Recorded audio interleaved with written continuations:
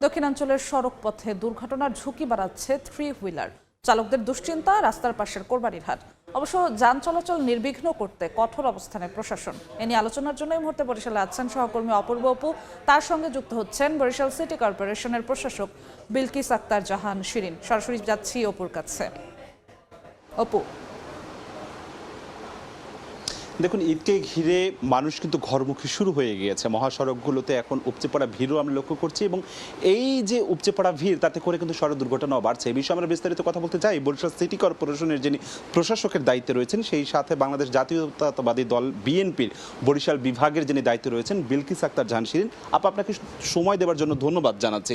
প্রথমে যেটা বলতে চাই, আমরা দেখেছি বিগত বছরগুলোতে আপনি নেতৃত্ব দিয়েছেন, ভাঙা থেকে কুয়াকাটা পর্যন্ত 6 লেন করবার জন্য দাবি তুলেছিলেন, কিন্তু দেখছি যে সেটি কিন্তু কার্যত বাস্তবায়নের কোনো পথ আমরা দেখতে পাচ্ছি না। এখন তো রাষ্ট্রীয় ক্ষমতায় আপনারাই, সেই ক্ষেত্রে কি করবেন? মানুষের তো মৃত্যু মিছিল হচ্ছে প্রতিনিয়ত।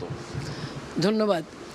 আসলে আমাদের দাবিটা দীর্ঘদিনে, গত সরকারের যখন এই কাজগুলো হচ্ছিল, সেই সময় থেকে দক্ষিণাঞ্চলবাসীরা আমাদের দাবি ছিল যেন রাস্তাটা ভাঙা থেকে একদম কুয়াকাটা পর্যন্ত আসে।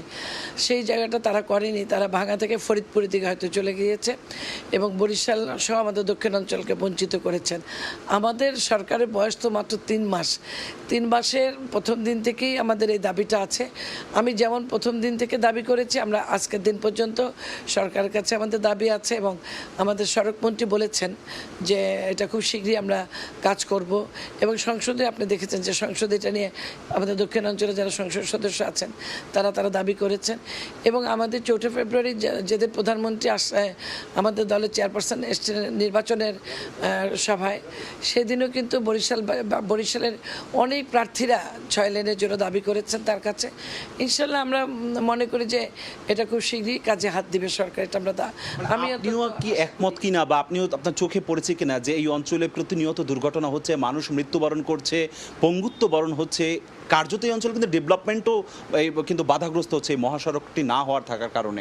না, অবশ্যই এটা এখন মৃত্যুফাঁদ একদম। আমরা নিজেরাও যখন ঢাকা থেকে বরিশাল আসি, প্রতিটা মুহূর্তে আমরা আতঙ্কে থাকি যে কোনো সময় একটা দুর্ঘটনা ঘটবে।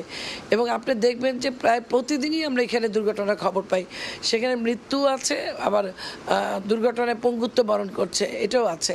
এবং এটার জন্য আমি দেখেন আমাদের সিটির ভিতরে মহাসড়কে গত সরকারের একটা পার্ক ছিল, গত মেয়রের তার মায়ের নামে একটা পার্ক করেছিল। শুধু এই দুর্ঘটনার হাত থেকে বাঁচানোর জন্য আমি কিন্তু সেই পার্কটা ভেঙে দিয়েছি। এবং এইটার পিছনে অনেক কারণ আছে। কারণ দেখেন আপনি আমরা কিন্তু যথেষ্ট চেষ্টা করেছি। এইবারে যে কোরবানির গরুর হাট, আমরা মহাসড়কের চারিদিকে কোথাও কিন্তু গরুর হাট আপনারা দেখাতে পারবে না, সেটাও আমরা সর্বোচ্চ চেষ্টা করে যাচ্ছি। আর এখানে দুর্ঘটনার আরও কারণ আছে, যেমন আমাদের সময় সংক্ষিপ্ততার কারণে পরবর্তীতে বুলেটিন হয়তো আপনাকে আবার যুক্ত করবো, যে দাবিটি এই প্রশাসকও জানিয়েছেন যে অবিলম্বে যেন মহাসড়কটি 6 লেন করা হয়, সেই দাবিটি কিন্তু তার পক্ষ থেকেও জানানো হয়েছে। আপাতত আমার কাছে সবশেষ এতটুকুই খবর ছিল। সরাসরি যুক্ত ছিলাম বরিশালে।